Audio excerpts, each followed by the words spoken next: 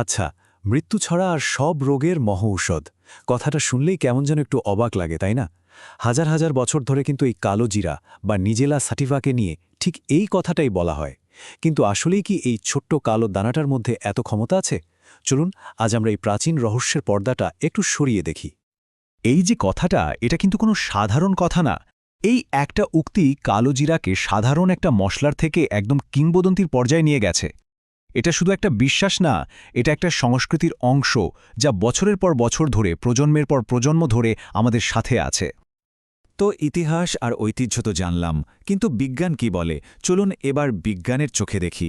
আধুনিক গবেষণা এ কালো বীজটার মধ্যে এমন কি খুঁজে পেয়েছে যা একে এতটা স্পেশাল বানিয়েছে?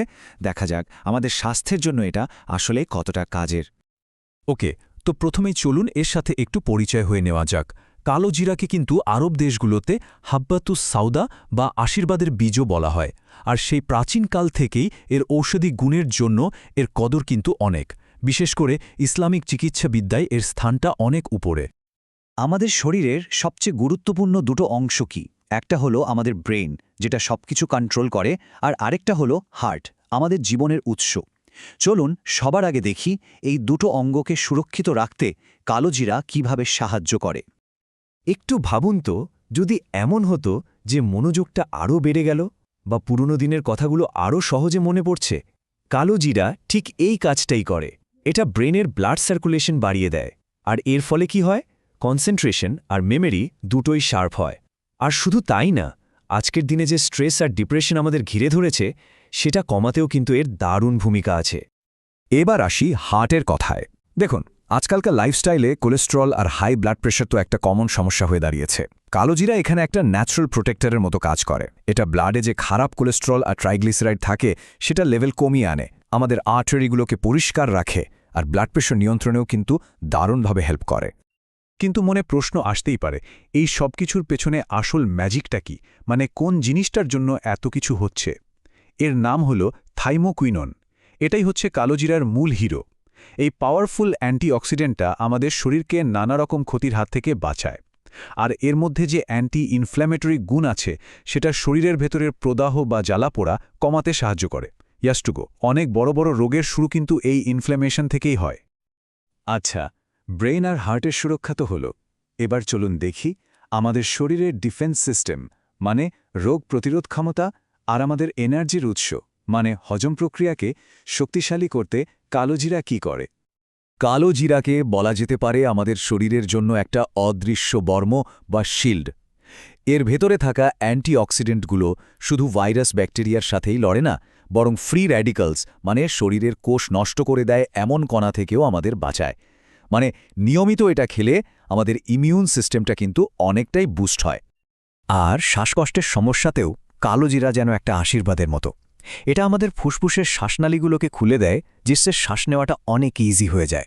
আর সাধারণ সর্দি কাশিতে গরম পানিতে কয়েকটা কালোজিরার দানা দিয়ে তার ভাবটা নিলে যে কি আরাম পাওয়া যায়, সেটা যারা ট্রাই করেছে তারাই জানে। হজমের সমস্যায় কালোজিরাকে একজন বিশ্বস্ত বন্ধু বলতে পারেন। ধরুন পেটে গ্যাস হয়েছে বা বদহজম কিংবা ডায়রিয়ার মতো সমস্যা, এগুলো থেকে মুক্তি দিতে এর জুড়ি নেই। এমনকি বমি বমি ভাব কমাতেও এটা সাহায্য করে। তাই খাবারের সাথে যদি একটুখানি কালোজিরা যোগ করে নেওয়া যায়, তাহলে কিন্তু হজমের ব্যাপারটা অনেকটাই সহজ হয়ে যায়। একটা কথা আছে না, শরীর ভেতর থেকে সুস্থ থাকলে তার ছাপ বাইরেও পড়ে। কালোজিরা ঠিক এই কাজটাই করে। তো চলুন এবার দেখি আমাদের সৌন্দর্য, মানে ত্বক, চুল আর ওজন ঠিক রাখতে এর ভূমিকাটা কেমন। সুন্দর দাগহীন ত্বক আর ঘন কালো চুল, এটা তো আমরা সবাই চাই, তাই না? কালোজিরার তেল কিন্তু এই দুটো ক্ষেত্রেই ম্যাজিকের মতো কাজ করে। এটা একদিকে যেমন স্কিনকে মসৃণ করে, ব্রণ কমায়, তেমনি অন্যদিকে এই তেলটা মাথায় ম্যাসাজ করলে চুল পড়া কমে আর নতুন চুল গজাতেও হেল্প করে। যারা ওজন কমানোর চেষ্টা করছেন বা ডায়াবেটিস নিয়ে চিন্তিত, তাদের জন্য কালোজিরা কিন্তু একটা দারুণ জিনিস। এটা রক্তে সুগারের লেভেলটাকে স্টেবল রাখতে সাহায্য করে, আর সেই সাথে শরীরের মেটাবলিজম বা বিপাকক্রিয়া বাড়িয়ে দেয়, যা ওজন কমানোর জার্নিটাকে আরও একটু ফাস্ট করে তোলে। তবে এত উপকারিতার কথা শোনার পর একটা খুব জরুরি বিষয় মাথায় রাখতে হবে। সেটা হলো সতর্কতা। যে কোনো পাওয়ারফুল জিনিসের মতোই কালোজিরাও কিন্তু পরিমাণ মতো ব্যবহার করা উচিত। দেখুন, একটা কথা মনে রাখা খুব দরকার, কোনো কিছুই অতিরিক্ত ভালো না। বেশি পরিমাণে কালোজিরা খেলে কিন্তু পেটে সমস্যা হতে পারে বা ব্লাড প্রেশার হঠাৎ করে কমে যেতে পারে। আর হ্যাঁ, গর্ভবতী নারীদের ক্ষেত্রে এটা নিয়মিত খাওয়ার আগে অবশ্যই একজন ডাক্তারের সাথে কথা বলে নেওয়া উচিত। তাহলে এতক্ষণে এটা তো পরিষ্কার যে কালোজিরা আসলেই একটা অসাধারণ বীজ, কিন্তু প্রশ্নটা হলো এর থেকে সবচেয়ে বেশি উপকার পেতে হলে এটাকে আমাদের প্রতিদিনের জীবনে কিভাবে ব্যবহার করা উচিত? এটা কি মধুর সাথে খেতে হবে, নাকি তেল হিসাবে ব্যবহার করতে হবে? কোনটা সঠিক উপায়? এই উত্তরটা খোঁজার আগ্রহটা কিন্তু থেকেই যাচ্ছে, তাই না?